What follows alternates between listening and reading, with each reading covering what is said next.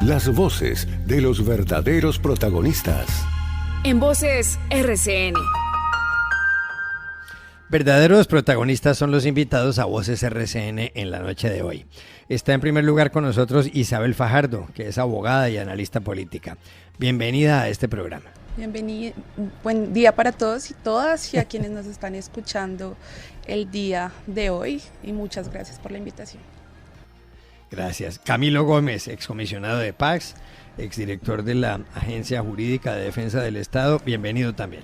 Muy buenas noches, Juan Carlos, y a todos los oyentes y a mis compañeros aquí en el debate de hoy.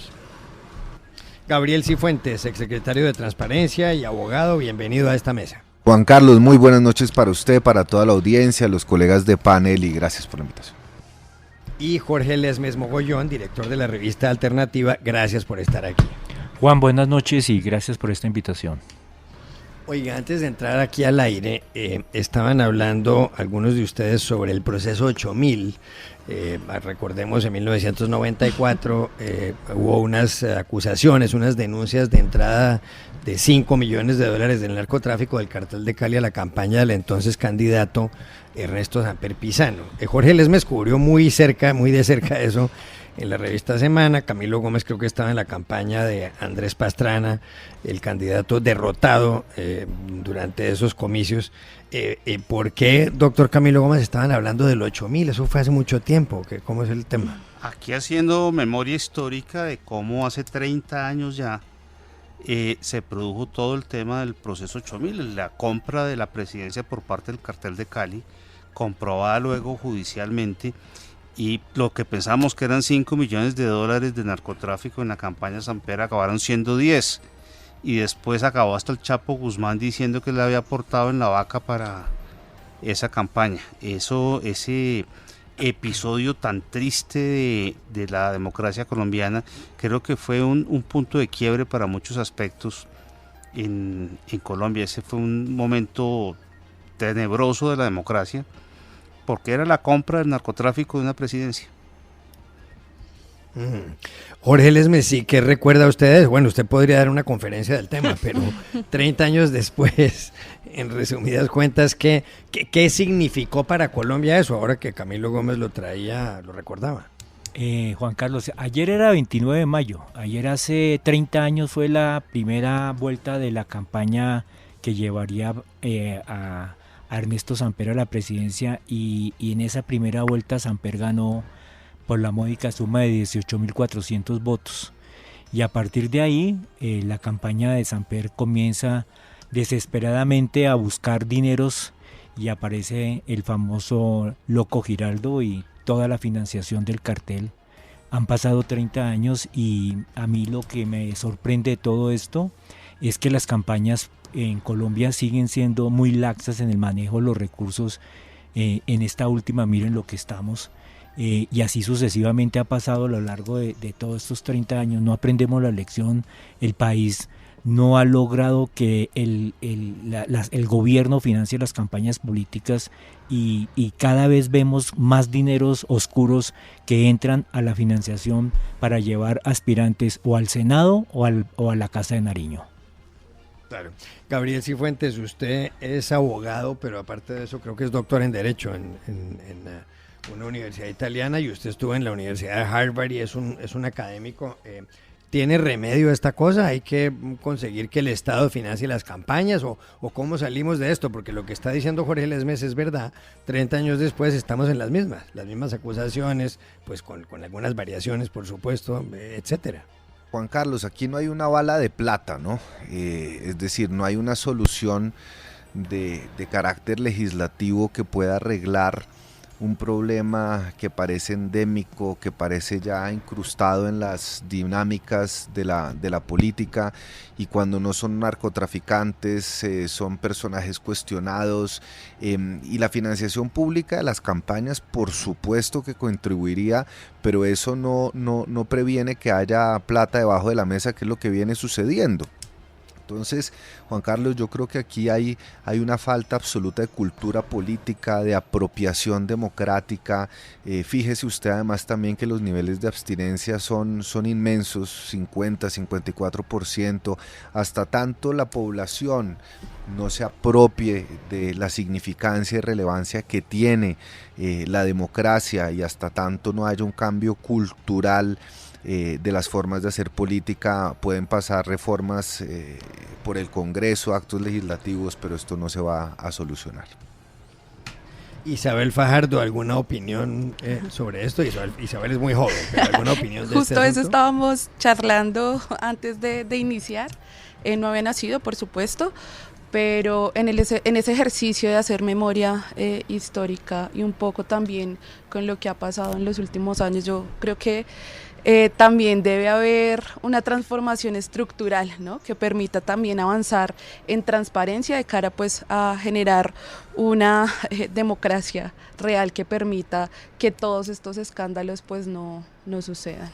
Y súmele a eso, Juan Carlos, que no ha habido ningún presidente, ni siquiera ante la latente evidencia de ingresos mal habidos a las campañas, que haya respondido. Es decir, la comisión de acusaciones no sirve, el Consejo Nacional Electoral es un órgano político, no hay tribunales electorales, es decir, los incentivos para contaminar las campañas son muy altas en el sistema legal y jurídico y político colombiano. Óiganme, a propósito, Alejandro Villegas, no sé si los tenga a mano, pero quería empezar preguntándoles por lo siguiente. En las últimas semanas se ha hablado mucho sobre la posibilidad de la convocatoria de una asamblea constituyente y una polémica nacional sobre el tema. El presidente Gustavo Petro se ha referido a esto varias veces, también el ex canciller Álvaro Leiva, que dijo que el acuerdo de paz firmado por el gobierno de Juan Manuel Santos y por las FARC permitiría convocar una constituyente. En el día de hoy, Alejandro, sí, hace un rato, el presidente Gustavo Petro dijo algo sobre esa posible convocatoria de una constituyente. ¿Qué fue lo que dijo el presidente? Pues comentábamos que ha sido muy difícil interpretar qué es exactamente lo que quiere el presidente respecto a una constituyente, un poder constituyente y demás, y estuvo en el departamento de Córdoba haciendo entrega de tierras y dijo que eso de una asamblea constituyente era una invención de los medios de comunicación. Escuchemos lo que dijo el presidente. Ojalá puedan salir en grandes movilizaciones. Hay quienes ahora le tienen temor a la palabra democracia. Incluso creen que la democracia no es el pueblo, que se destruye la democracia si se convoca al pueblo a expresarse, a movilizarse, a organizarse y a tener poder. Yo no he hablado aquí de una asamblea constituyente, como repite una y otra vez la prensa. Y menos aún que para reelegirme, los que se reeligieron fueron otros, no yo. Lo que pasa es que el presidente no recuerda, seguramente, que Isabel Cristina Zuleta, la senadora del Pacto Histórico, fue la que habló de una constituyente para reelegirse. El 15 de marzo en Cali, el presidente fue el que agitó este asunto con esta declaración. Escuchemos. No es el pueblo el que se va, es la institución la que cambia. Esa es la historia de la democracia y de los pueblos libres. Y por tanto, si esta posibilidad de un gobierno electo popularmente en medio de este Estado y bajo la Constitución de Colombia no puede aplicar la Constitución porque lo rodean para no aplicarla y le impiden, entonces Colombia tiene que ir a una Asamblea Nacional Constituyente. Y en eso, Iragorri, llevamos 2 meses y medio tratando de interpretar al presidente de la República. Bueno, ¿qué se puede concluir de esas declaraciones del presidente? ¿Está hablando en serio? ¿Está tomando el pelo? ¿Está lanzando globos? ¿Está haciendo propuestas profundas? ¿Qué conclusión sacan ustedes de este tipo de declaraciones del jefe del Estado? Gabriel Cifuentes. Un poquito de todo, Juan Carlos. Aquí hay una inmensa ambigüedad, no solo por parte del presidente, sino también de sus funcionarios y de los voceros oficiales y no oficiales. Incluso el exfiscal y expresidente de la Corte Constitucional, Eduardo Montealegre, salió con la disparatada idea de que a través de decretos se podría convocar una Asamblea Nacional Constituyente, remontándose a lo que sucedió en el 90, cuando se convocó la Asamblea que terminó con la Constitución del 91, pero desconociendo que terminó con el 86 y que claro, concluyó.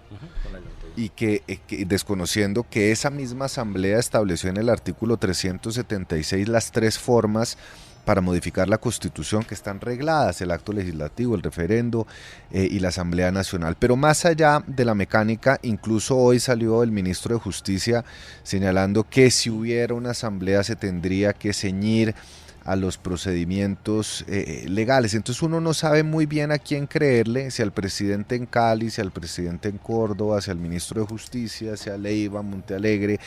Pero lo que yo creo que está detrás de esto, Juan Carlos, es primero un gran distractor frente a una situación crítica por el tema de la salud, los escándalos de corrupción, la baja ejecución, el bajo recaudo tributario, los problemas de orden público y obviamente que estos globos a lo que llevan es a ponernos a bailar a todos el tango de Petro.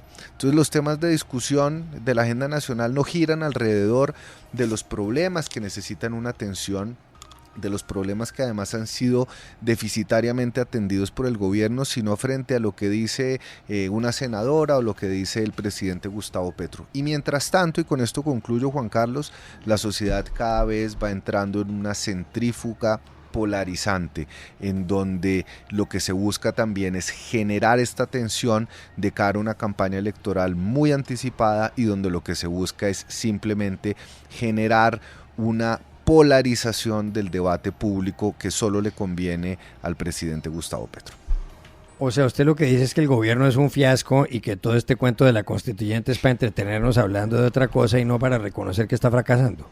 No he utilizado la palabra fiasco, creo que tiene inmensos retos. Y no, creo... la estoy utilizando yo, pero en la pregunta, pero es más o menos eso, pero sí, póngale usted el sinónimo que quiera. Creo que en estos 2 años... Que está fallando, para ponerlo más elegantemente. Hay unas tuercas que tiene que apretar el gobierno y tiene que concentrarse más que en las narrativas polarizantes, en resolver problemas que pueden ser heredados en gran medida, pero otros problemas que se ha inventado este gobierno, como es por ejemplo el tema de la salud, que es un tema que sin lugar a dudas, Juan Carlos, nos debería estar a todos poniendo a hablar, o el escándalo de los carrotanques. Ya el retrovisor pasó, ya expiró el retrovisor. Ahora el gobierno llega a la mitad de su mandato y los colombianos exigen ver resultados que desafortunadamente no se están viendo.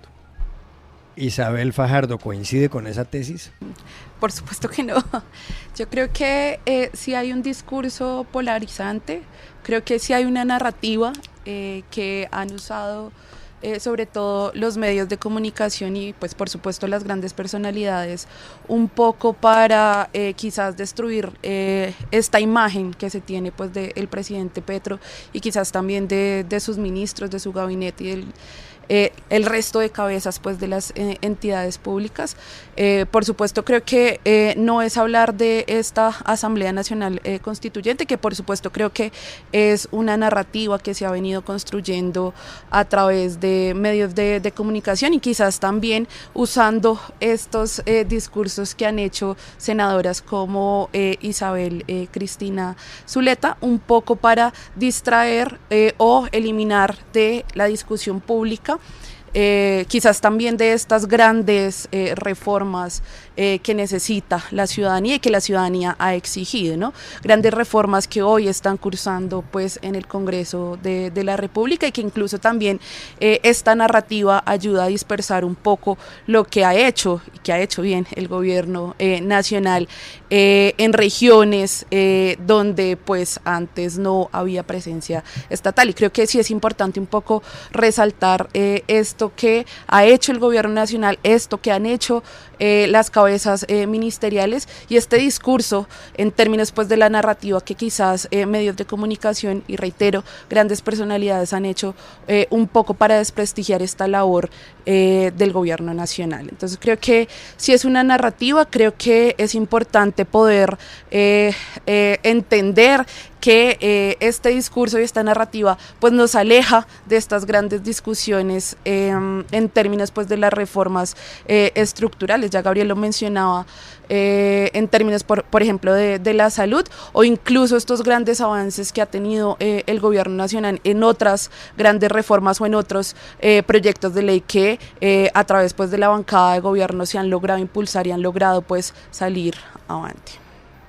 Isabel, pero usted cree, cuando usted usa la palabra narrativa, que veo que la emplea bastante gente y no sé si el significado sea el correcto, pero cuando usted dice eso, por ejemplo, usted lo que sostiene es que los medios de comunicación nos inventamos historias sobre la constituyente del presidente Petro, es decir, por ejemplo, que estamos inventando que él no quiere, que él quiere convocar la constituyente, es básicamente eso. No, por supuesto que no, pero sí es una narrativa que lleva a emplear el discurso de una manera pues diferente a cómo se está transmitiendo, ¿no? Y por eso hablo de esta narrativa que quizás también lleva a oscurecer estos grandes avances que pues ha tenido el gobierno nacional en diferentes pues aristas.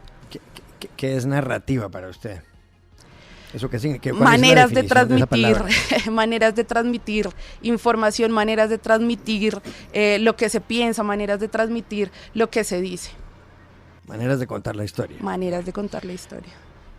Bien. Jorge Lesmes, ¿cuál es su opinión? Muy diferente. Yo no veo grandes reformas, no veo una narrativa inventada por los medios. Yo no sé por qué los medios siempre tenemos que cargar con los males de los gobiernos. Los medios, lógico que hay opinadores, hay analistas, hay columnistas, pero hay también reporteros, y el reportero, su tarea fundamental es informar lo que está pasando en el momento, y hemos estado en un vaivén, en una zarandeada todos los días, donde el presidente anuncia, después trata de acomodar y después dice que no. Es que el tema, a mí me sorprende mucho el último discurso del presidente que han pasado después de que veo que ya se desintoxicó, hablando de que no hay constituyentes. ¿Sí? Lo que ha venido diciendo ya durante todas estas semanas es todo lo contrario. Todo esto llevado de la mano de Álvaro Leiva, que usted, Juan Carlos, sabe cómo se mueve Leiva entre bambalinas en este tema, y yo creo que uno de los grandes errores que cometió este gobierno haber puesto a Leiva de ministro.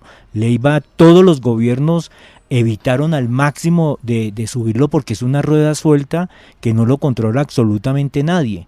Y en este tema lo que uno ve 2 años después es que de grandes reformas no hay nada, lo que hay es un caos. El tema de la salud es un caos total. El mejor ejemplo de esto es lo que ocurrió con el tema del manejo de la salud para los maestros. Hoy estamos ya viendo, cobrando cabezas y todo, pero el fondo de esto, que supuestamente iba a ser como el plan piloto para que los colombianos vieran que realmente que la salud que teníamos eran de muy mal servicio, y que a las EPS lo único que habían hecho era alimentarse los dineros del Estado, lo que vemos es un tema totalmente caótico, improvisado, en las mismas palabras del ministro de Salud. Entonces yo no creo que la narrativa aquí sea de los medios, sino es una narrativa propia del gobierno. Camilo Gómez, ¿coincide con Jorge Lesmes? Yo creo que con Jorge Lesmes y en gran parte con Gabriel, difiero sí de Isabel en algunas cosas, y es que lo primero es indudable, una verdad de apuño, que el presidente Petro puso el tema de la constituyente sobre la mesa. Fue él. Aquí nadie está hablando de constituyente, tenemos una constitución relativamente joven, son reglas de juego, y Petro es como si en un partido de fútbol el equipo que va perdiendo, porque ha jugado muy mal, como el caso de Petro, que lo ha hecho muy mal, resuelve cambiar las reglas del partido a la mitad de tiempo, pues porque no le sirvieron y quiere ganarlas de otra manera. Eso es inadmisible. Y una paradoja enorme, el M-19 firma la paz para hacer la constitución del 91 y Petro se encarga de pegoteársela y de tratar de volverla trizas. Me parece que eso no tiene ninguna lógica. Lo que sí es muy coincidente es que cada vez que le va a saltar algo de gran impacto al presidente Petro, él sale con esta historia. Aquí hay una enorme cortina de humo para seguir tapando la violación de los topes electorales, el ingreso de dineros extraños a su campaña, denunciados por su propia familia. Hay una cortina de humo para tapar todos los escándalos de corrupción, no solamente el de la unidad de gestión de riesgos. Es que en un medio de comunicación estos días se habla de 15 escándalos grandes de corrupción en solo 20 meses de gobierno. Puede ser una tasa de las más altas que haya visto yo en temas de escándalos de corrupción. Es decir, Petro intenta tapar el sol con las manos y debería serenarse, tomar menos café, madrugar un poco más, cumplirle un poco más a la agenda para definitivamente ponerle la cara a los colombianos y, por ejemplo, que cuente qué fue lo que pasó en su campaña, que diga la verdad. Yo creo que eso le ayudaría mucho al país a distensionar las cosas, que cuente la verdad de los escándalos de corrupción que sus propios funcionarios han hecho. Él, en cambio, pone el tema de la constituyente como si con eso nos pudiera distraer. Los colombianos no son tan tontos, los colombianos son muy inteligentes y saben que el problema no está en la Constitución. No es la Constitución, es que el presidente tiene que hacer bien las cosas y no las está haciendo bien. Y qué pesar que intente inventarse una teoría de un golpe blando cuando el golpe blando de pronto se está armando es desde el propio gobierno. Alejandro Villegas tiene pregunta. Sí, es que les quería preguntar porque contábamos hace algunos minutos que esta no fue una idea que sacara el presidente debajo del sombrero, sino que lo planteó con un grupo de ministros el pasado 23 de enero, que le delegó al ministro Velasco la tarea de encontrar fórmulas jurídicas y políticas para poder impulsar esa asamblea constituyente. Pero hoy se conoció una comunicación de la Casa Nariño diciendo que el presidente en absoluto estaba pensando en tomar decisiones como disolver el Congreso de la República, que fue una tesis que algunos sectores políticos terminaron ventilando en las últimas horas. ¿El presidente puede, creen ustedes, intentar salidas un poco disparatadas o extremistas que rompan el Estado Social de Derecho? Doctora Fajardo, ¿usted ve al presidente en un escenario como esos o no? No, Alejandro, por supuesto que no. Yo creo que el presidente Petro ha sido respetuoso con la Constitución, ha sido respetuoso con la ley, ha sido respetuoso con las entidades y las instituciones públicas, y en ese sentido pues es absurdo pensar en esta Asamblea Nacional Constituyente o quizás en alguna manera para poder impulsar pues las reformas que él ha impulsado y que él junto con sus ministros también pues han posicionado. Reitero, creo que ha sido sumamente respetuoso con la Constitución, creo que ha sido sumamente respetuoso con la ley, y justamente por eso pues el debate en el Congreso ha continuado, y el debate en el Congreso ha continuado pues de estas reformas que de alguna u otra manera, unas por supuesto que se han caído y otras continúan pues dándose. Entonces creo que de ninguna manera, Alejandro, el presidente pues creará, impulsará, maniobrará alguna acción para ir en contravía de esto que él ha manifestado, de ser respetuoso pues por supuesto con la Constitución y la ley. Jorge, ¿usted ve al presidente tomando medidas desesperadas? Digamos, yo estoy de acuerdo en el sentido de no lo veo cerrando el Congreso, no lo veo en ese plan. Yo lo que veo es un presidente con un problema gravísimo, que es que se dedica buena parte del día es a contestar a todos sus contradictores el tema del chat. Yo no sé a qué horas tiene el presidente tiempo de gobernar. O sea, no hay un espacio para gobernar. ¿Y por qué no hay un espacio para gobernar? Porque es que no hay un plan, no hay una hoja de ruta. Uno no sabe exactamente para dónde va el gobierno. En los temas sociales, las reformas han tenido una serie de problemas. Hoy en día, la única reforma que sigue viva en el Congreso en este momento es la pensional, con una serie de interrogantes. La de salud está totalmente enterrada. Entonces, el presidente sale inmediatamente a convocar al pueblo para que salga a exigir que hay que cumplir con esos compromisos sociales. Pero yo también veo un problema más de fondo, que es que al otro lado, la oposición, uno no ve un liderazgo en la oposición. Uno no ve quién. Nosotros lo que se decía aquí en la mesa, vamos a un vaivén todos los días bailamos una canción diferente, y la oposición está prácticamente atomizada, o sea, no, uno ve las marchas, ve toda esa inconformidad, pero no ve un liderazgo en la oposición. Entonces, todos los días estamos viviendo como si no hubiera mañana. Entonces, hoy el presidente habló de constitución, de constituyente, y nos montamos en ese carro. Mañana habla de del cierre del Congreso y nos montamos en ese carro. Entonces, en ese desespero y en ese sancocho de cosas que hay, uno no sabe exactamente qué reacción va a tener el presidente frente a los temas principales que debe afrontar el gobierno. Escribe el ex congresista Nicolás Uribe y ex analista de radio: el primer indicio grave de que harán algo es que anden negándolo. ¿Usted cree que puede coquetear el gobierno con alguna idea que se salga de lo constitucional, del orden legal, doctor Camilo Gómez?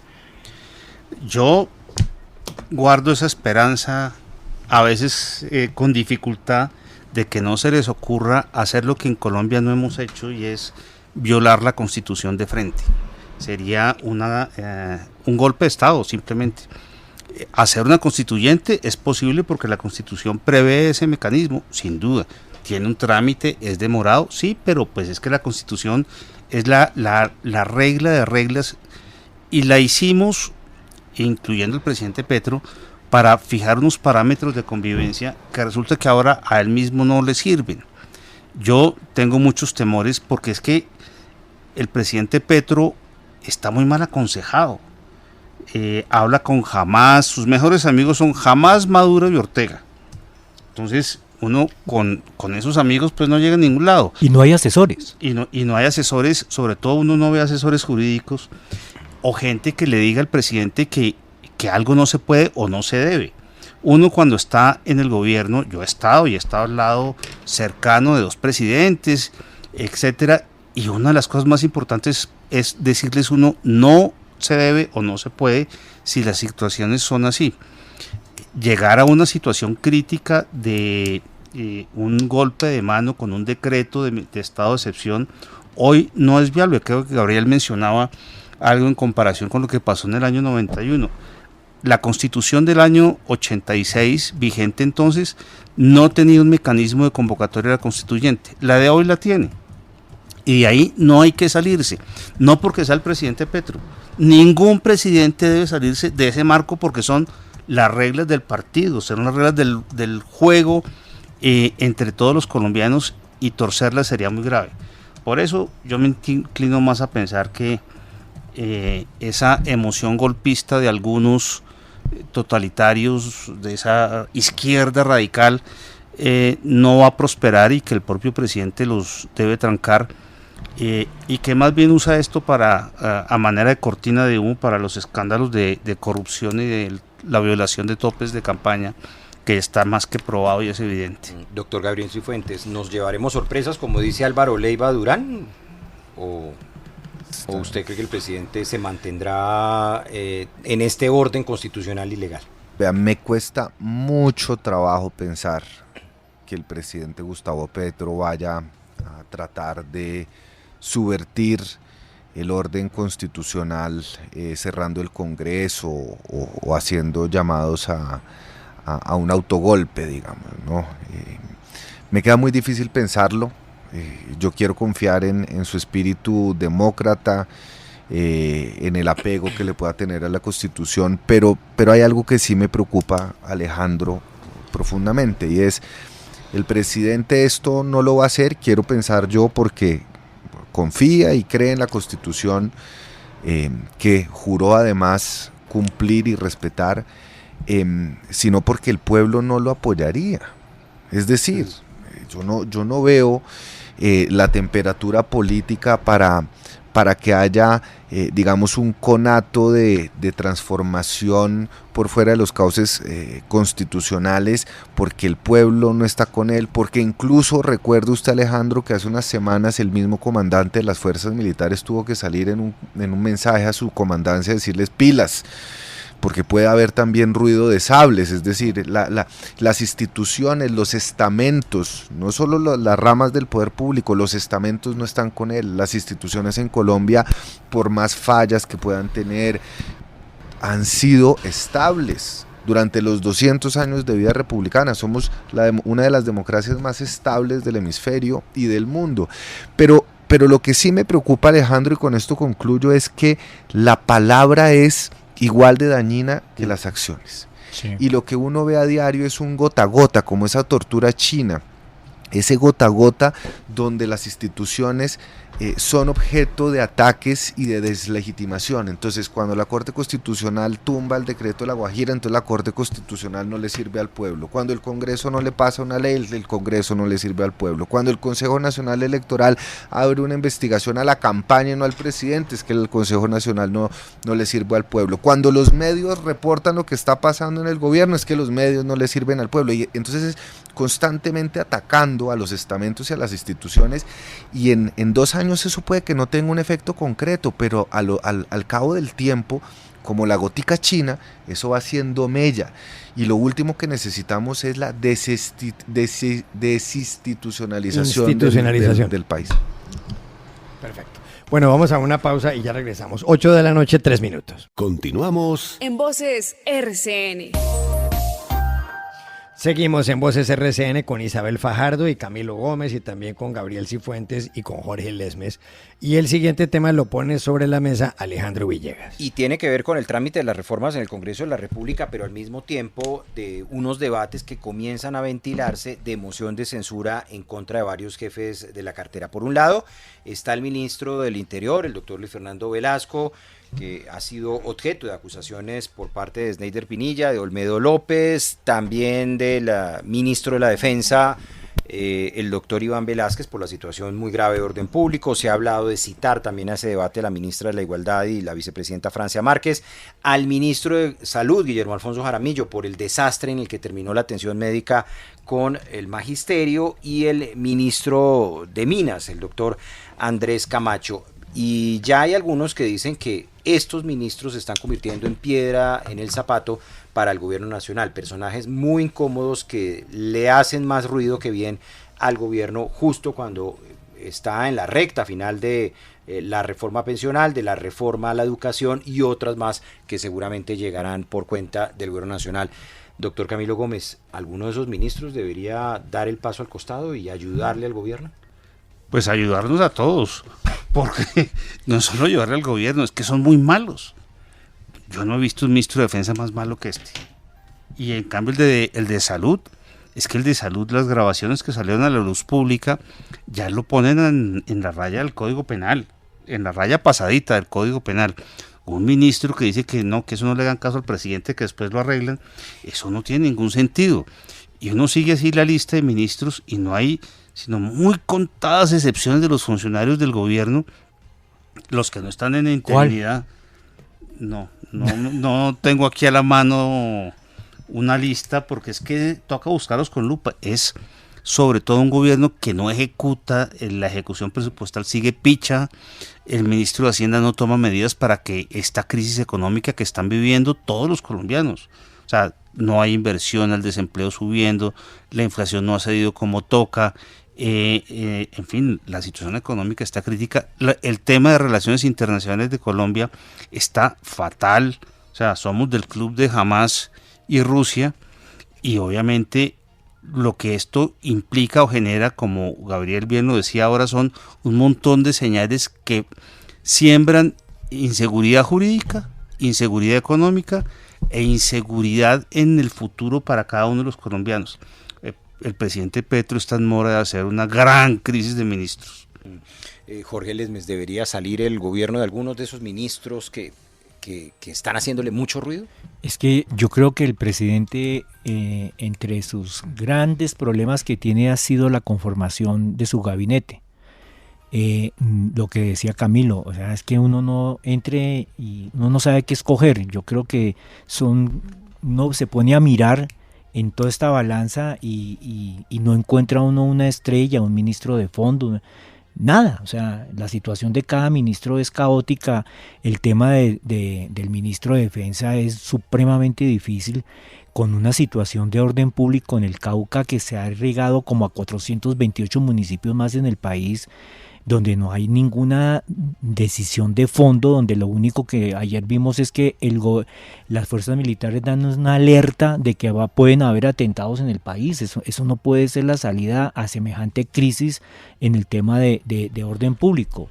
Y ya en las reformas, que es lo clave, uno ve al ministro del Interior apagando incendios por todas partes, señalado por Olmedo López en todo este escándalo de los carrotanques y de lo que pasó en la unidad de riesgo. Ve uno al ministro Jaramillo enredadísimo, uno no sabe qué es peor, si Jaramillo o Corcho. O sea, salimos de Corcho a Jaramillo pensando que íbamos a tener una solución más de fondo y resulta que lo que nos encontramos es una EPS como Sura con 5.5 millones de usuarios, en un proceso de desmonte que se van a sumar a casi a 30 millones de personas más, con unos servicios que no se saben cómo se van a prestar, viendo el espejo de lo que está pasando con lo de los maestros. Entonces uno dice, y si de pronto hace una crisis ministerial de fondo y hace un cambio de fondo de gabinete, de pronto puede ser un buen paso.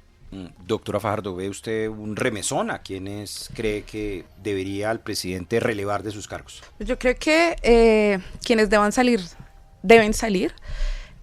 Sin embargo, creo que los ministros, las cabezas de entidades han respondido y han acudido a los llamados que ha hecho el Congreso de la República en debates de control político para precisar cómo se han ejecutado los recursos, para precisar qué avances han tenido las entidades, y creo que quizás también se enfrentan a resolver quizás unos problemas que son estructurales por un lado, y segundo, que no vienen de ahorita. Sí, que no se van a resolver en 2 años y que vienen quizás a partir de unas discusiones que ha postergado gobiernos pues anteriores, sobre todo en términos pues de salud, e incluso en uno de los temas más importantes pues que ha trabajado, que ha impulsado este gobierno en términos de energías, ¿no? Y esto que el ministro Camacho también ha tratado pues de sacar adelante. Entonces creo que los ministros han respondido, los ministros han acudido a estos llamados, sin embargo creo que también han respondido a este llamado que ha hecho la opinión pública en precisar que quien cometa actos de corrupción que salga del gobierno nacional. ¿Sí? Y que quienes no han impulsado pues estas acciones que necesita pues la ciudadanía también deben salir del gobierno nacional. Entonces, ¿a quién usted cree que debería sacar el presidente? Creo que hay que revisarlo, ¿no? ¿A todos? No, yo creo que hay que revisar, pero sin embargo creo que el gobierno nacional ha respondido a estos llamados que se han hecho en diferentes cuestionamientos en términos pues de los recursos, en términos de la apropiación presupuestal, ¿no? Entonces creo que si es por preguntar, yo creo que sí se ha avanzado, yo creo que sí han dado respuestas, y yo creo que pues también han denunciado lo que hay que denunciar en el gobierno nacional. Doctor Gómez. Sí, yo solo le quería hacer un comentario y saber que obviamente está joven y tiene ese entusiasmo de la juventud. Aquí que creo en este gobierno, además. Y que cree en este gobierno, pero no puede el gobierno seguir con la narrativa, ahí sí, con esa narrativa que se inventó, de que como todos los problemas son viejos, no hay que solucionarlos, sino que agravarlos. Entonces el problema de la salud no es de este gobierno, tirémonos la salud.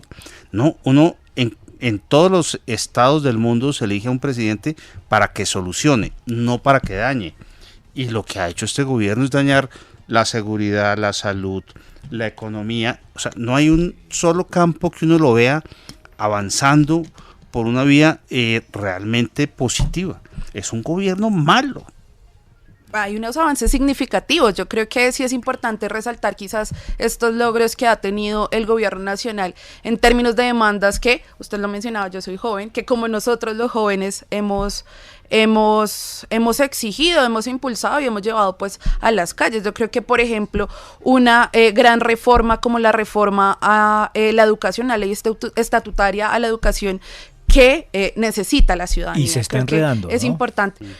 Pero se está impulsando y se está dando el debate y se está concertando también con otros sectores que quizás tampoco estaban de acuerdo con esta gran reforma pues a la ley a la educación, ¿no? Y creo que existen también otros avances y logros importantes que son importantes pues resaltar. Mira, te quiero hacer una pregunta.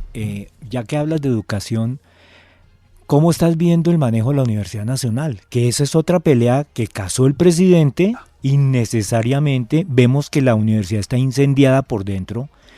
Los grupos han aprovechado una serie de grupos para desestabilizar la universidad y todo por una cuestión, porque al presidente no le gusta el rector que se eligió, más o menos de lo que Pero pasó ahora con acaba de ganar una tutela Peña. Claro. Ratifican el cargo. Dice Exacto. que sí hubo legalidad.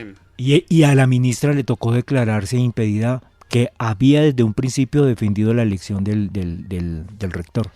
Justamente, y hablábamos de estas discusiones que hay que dar al gobierno, y creo que esta es una de estas discusiones, porque creo que lo que está pasando pues en la Universidad Nacional es una clara muestra pues de legitimar y respetar quizás lo que la comunidad universitaria pues se había planteado en una consulta universitaria con Múnera, ¿no? Entonces creo que ahí sí estoy de acuerdo con usted.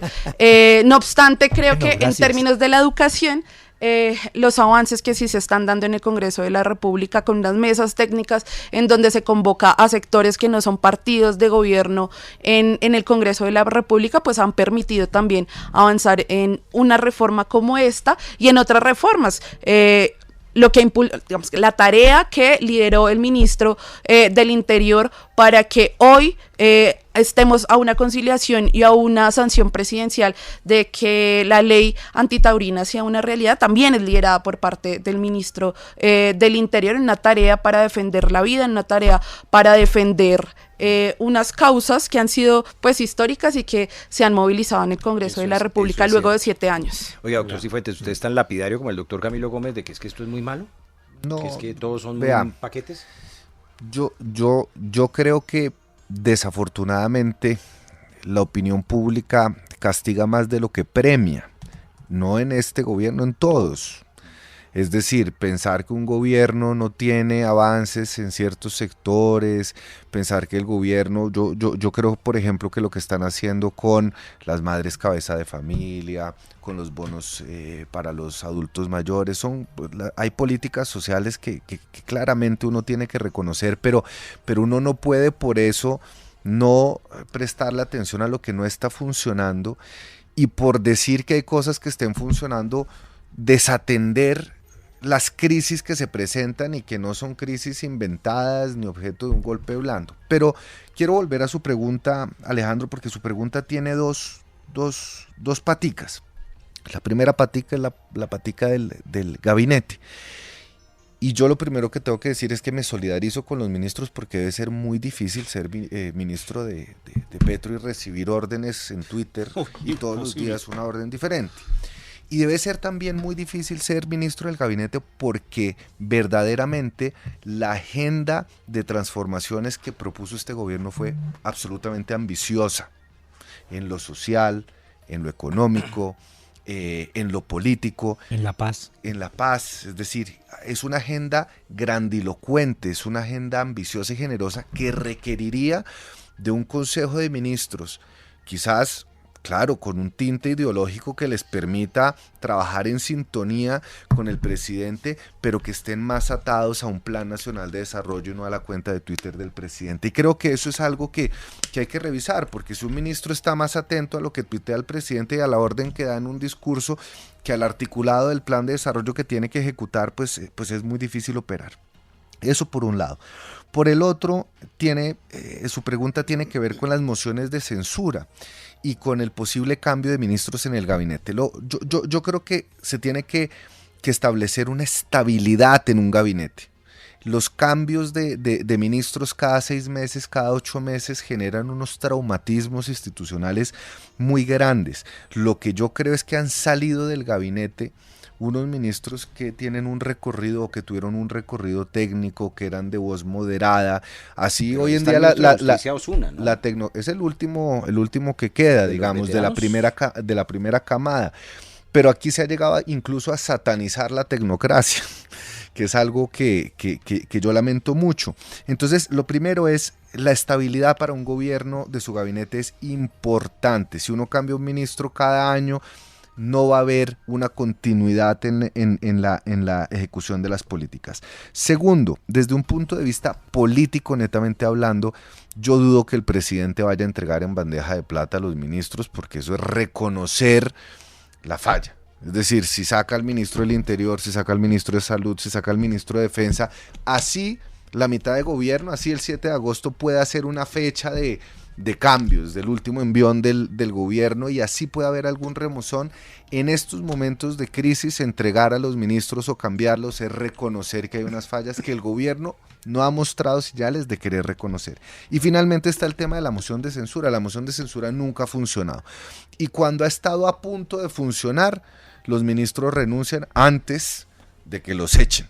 Entonces, yo creo que apostarle a las mociones de censura, que son importantes para la oposición porque generan un desgaste y ponen sobre la mesa debates importantes, no son el mecanismo que históricamente ha funcionado para lograr esos cambios dentro del gabinete y castigar a los ministros que, ya sea por escándalos o por inejecutorias, no han hecho bien su tarea. Bueno, óiganme, último tema, y nos quedan 6 minutos, de manera que les pido respuestas de 1 minuto cada uno. Y es la noticia del mundo a esta hora, esta tarde, en una corte en Manhattan, en un juicio encabezado por el juez Juan Merchan. El jurado de 12 personas halló culpable a Donald Trump, el expresidente de Estados Unidos.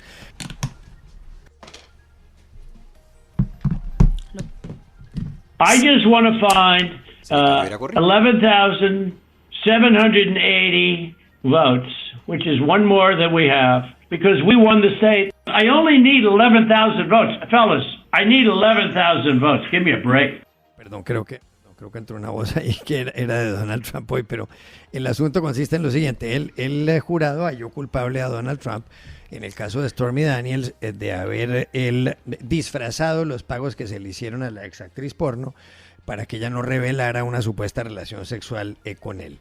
Y como él alteró esos documentos de negocios, pues por esa razón fue acusado. El jurado lo encontró culpable de los 34 cargos. La pregunta sencilla es, ¿creen ustedes que esto y la condena o la sentencia se conocerá ya, la sanción se conocerá el 11 de julio, ¿creen ustedes que esto va a afectar a Donald Trump de cara a las elecciones del 5 de noviembre o no? Camilo Gómez. Pues en la política norteamericana tiene una dinámica muy distinta de la nuestra. Uno ve dos candidatos de unas características que incluso generan la duda de por qué en Estados Unidos no aparecen figuras nuevas. Trump, expresidente, y Biden, actual presidente, con la misma fórmula de Kamala Harris, pues generan esa inquietud. Yo no podría decir si el cambio que va a generar esta sentencia es muy grande, porque en los Estados Unidos también hay una corriente de opinión en favor de Trump y en favor de esa defensa que genera la ideología republicana muy fuerte. Me parece que sería muy complicado tener un presidente condenado por este tipo de delitos de todas maneras, pero allá incluso lo que se dicen los analistas es que podría un presidente condenado y preso ser elegido. La Constitución lo permite. La Constitución lo permite. Y son, digamos, todos los delitos son muy graves y este tipo de delitos, digamos, permitiría hacer alguna excepción en la opinión de los Estados Unidos. Pero al final, condena es condena y eso afecta de todas maneras. No, y además podría ganar las elecciones desde la cárcel en caso de que lo lleguen a meter a la cárcel, y podría al salir, al ser elegido, perdonarse a sí mismo. Eso no está prohibido por la Constitución estadounidense. Jorge Lesmes, ¿cuál es su opinión? No, si por acá llueve, por Estados Unidos no escampa. O sea, la polarización en Estados Unidos en el tema político es enorme. Y Donald Trump tiene un efecto teflón impresionante. O sea, yo creo que va a salir más fortalecido frente a estas decisiones, porque además esta es la primera de los juicios que le faltan. Este es como el más llevadero, digámoslo así, porque le hace falta un juicio muy fuerte. El de la toma del Capitolio. La toma del Capitolio y el tema de los manejos de los papeles confidenciales. Entonces yo estaba leyendo, hice todo el seguimiento hoy de leer los periódicos americanos, y para mí yo llego a la conclusión de que Donald Trump esto lo va a fortalecer mucho más frente a su electorado. Puede pasar sin duda.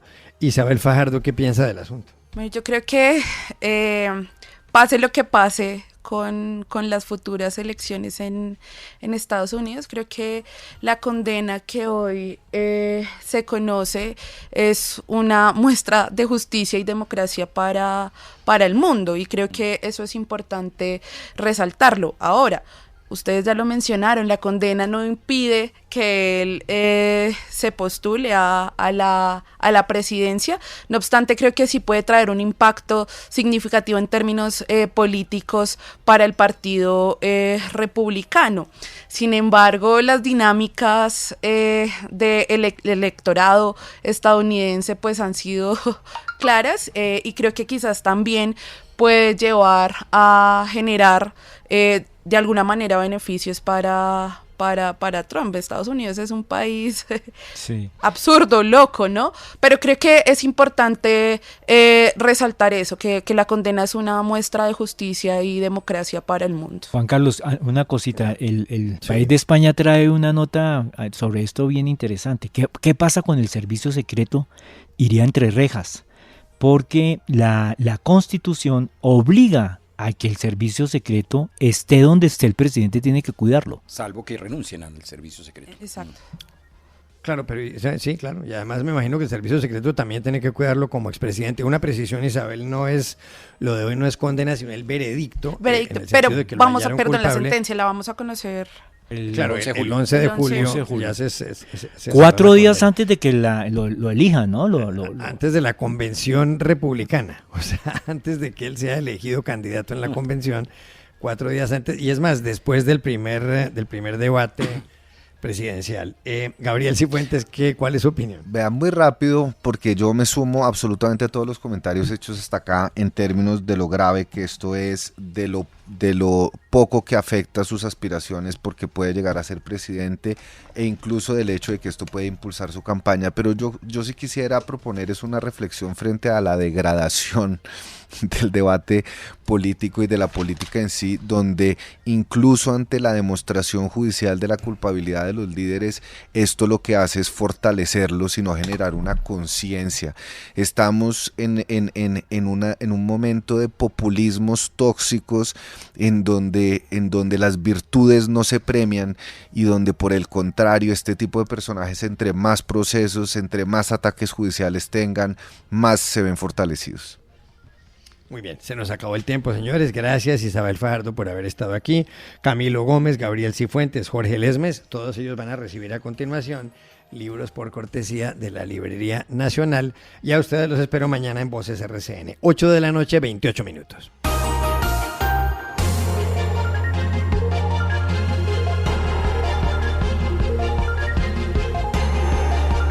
Voces RCN.